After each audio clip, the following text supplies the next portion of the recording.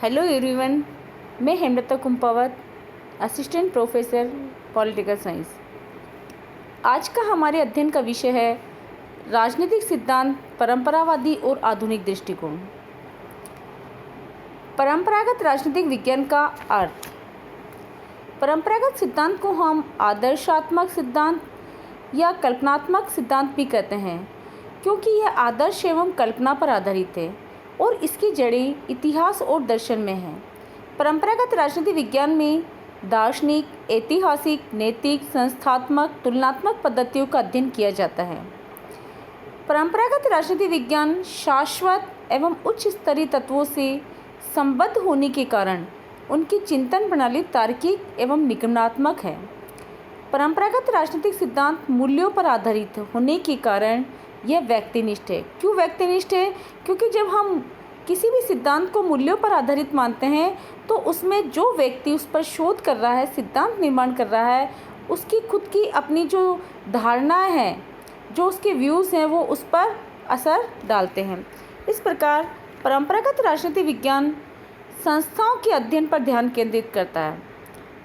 संस्थाओं के अध्ययन पर इसलिए ध्यान केंद्रित करता है क्योंकि इसका प्रिय विषय राज्य का अध्ययन, सरकार का न्याय, स्वतंत्रता, समानता, नैतिकता आदि है।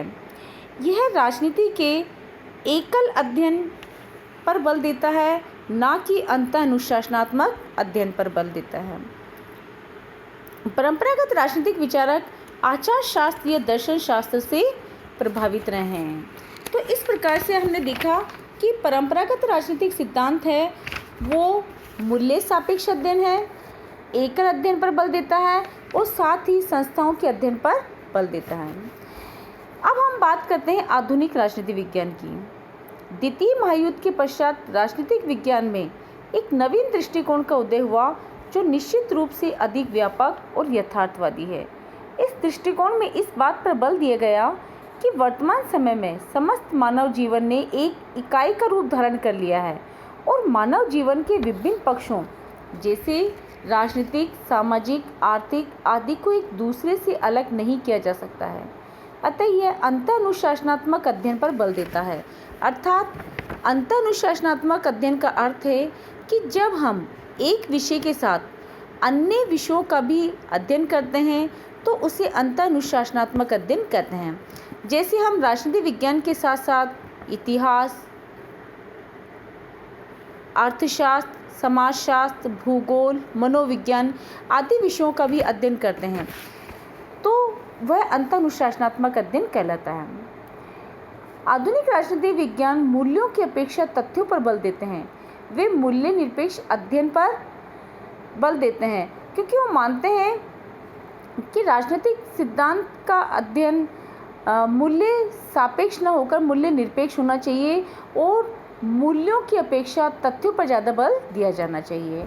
आधुनिक राजनीतिक विचारक ये मानते हैं कि राजनीतिक संस्थाओं के पीछे राजनीतिक प्रक्रिया कार्य करती है, अतः संस्थाओं की अपेक्षा उन साधनों एवं प्रक्रियाओं को महत्व दिया जाता है जिनके आधार पर राजनीतिक संस्थाएं कार्य करती है।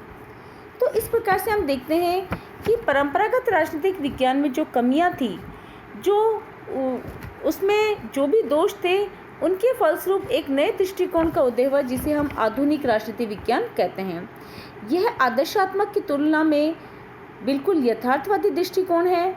यह मूल्य सापेक्ष की अपेक्षा मूल्य निरपेक्ष पर के अध्ययन पर बल देता है।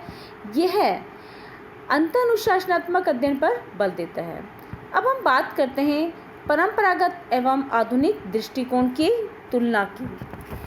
तो जैसा कि हमने ऊपर देखा है कि परंपरागत दृष्टिकोण राजनीतिक संस्थाओं अर्थात राज्य, सरकार आदि के अध्ययन पर बल देता है, जबकि आधुनिक राजनीति विज्ञान यह मानता है कि राजनीतिक संस्थाएं चूँकि व्यक्तियों से संचालित होती है, अतः व्यक्तियों के राजनीतिक व्यवहार के अध्ययन पर बल दिया जाना चाहिए, क्योंकि जो भी संस्थाएं बनती है वो मानव के लिए है, मानव उसमें रहता है, तो मानव साध्य है न कि साधन। अतः मनुष्य के राजनीतिक व्यवहार के अध्ययन को ही इन्होंने सर्वोपरि माना है। इसी प्रकार परंपरागत राजनीति विज्ञान जहाँ एकल अध्ययन पर बल देता है, वहीं आधुनिक राजनीति विज्ञान अनुशासनात्मक अध्ययन पर बल देता है। इसी प्रकार परंपरागत राजनीति विज्ञान मूल्य सापेक्ष अध्ययन पर बल देता है, जबकि आधुनिक दृष्टिकोण मूल्य निरपेक्ष अध्ययन पर बल देता है। इसी प्रकार हम देखते हैं कि जहाँ परंपरागत राजनीति विज्ञान आदर्शात्मक अध्ययन पद्धति को अपनाता है, जिसके अंतर्गत क्या होना चाहिए, अर्थात ये कल्पना और आदर्शात्मकता की स्थिति पर आधारित है और उसी पर अपना ध्यान केंद्रित करता है। लेकिन आधुनिक राजनीति विज्ञान में यथार्थवादी दृष्टिकोण को अपनाया जाता है और यह क्या होना चाहिए की अपेक्षा क्या है के अध्ययन पर बल देता है, जिससे इनके अध्ययन ज़्यादा से ज़्यादा वास्तविकता पर आधारित होते हैं। इसी प्रकार परंपरागत राजनीति विज्ञान मात्र औपचारिक अध्ययन पर बल देता है, क्योंकि यह संस्थाओं के अध्ययन पर ज़्यादा बल देता है। जबकि हम जब आधुनिक राजनीति विज्ञान की बात करते हैं तो आधुनिक राजनीति विज्ञान उन साधनों एवं प्रक्रियाओं पर अधिक बल देते हैं जिनके आधार पर राजनीतिक संस्थाएं कार्य करती है। जैसे हम इस अध्ययन की बजाय कि जैसे व्यवस्थापिका क्या कार्य करती है, कार्यपालिका क्या कार्य करती है, उनके क्या अधिकार और क्या कर्तव्य हैं, इसकी अपेक्षा हमें देखना चाहिए कि ये संस्थाएं किस प्रकार से कार्य करती है, क्योंकि सिद्धांत में जो हम देखते हैं वो व्यवहार में बिल्कुल नहीं होता है। इसी प्रकार से परंपरागत राजनीति विज्ञान ऐतिहासिक, तुलनात्मक एवं दार्शनिक पद्धति के आधार पर विषय का अध्ययन करती है, जबकि आधुनिक राजनीति विज्ञान का उद्देश्य राजनीति विज्ञान को अधिक वैज्ञानिकता प्रदान करना है। अर्थात ये चाहती है कि जो भी शोध या सिद्धांतों का निर्माण किया जाए वो सांख्यिकी पर, सर्वेक्षण, निरीक्षण, नमूना पद्धति आदि पर आधारित होने चाहिए, ताकि जो भी अध्ययन का नतीजा निकले वो ठोस उस पर निष्कर्षों पर आधारित हो सके। इसी प्रकार परंपरागत राजनीति विज्ञान अनुमान, कल्पना एवं संभावना पर आधारित होने के कारण इसमें प्रामाणिकता एवं निश्चयतात्मकता का अभाव होता है, जबकि आधुनिक राजनीति विज्ञान ठोस तथ्यों पर आधारित होने के कारण प्रामाणिकता पर सिद्धांतों एवं निष्कर्षों की खोज करती है। इस प्रकार हम देखते हैं कि परंपरागत राजनीति विज्ञान की जो कमियां थी, जो उसके दोष थे, उनको दूर करने के लिए आधुनिक राजनीति विज्ञान का जन्म हुआ, जो कि वैज्ञानिक तथ्यों पर अधिक बल देती है। धन्यवाद।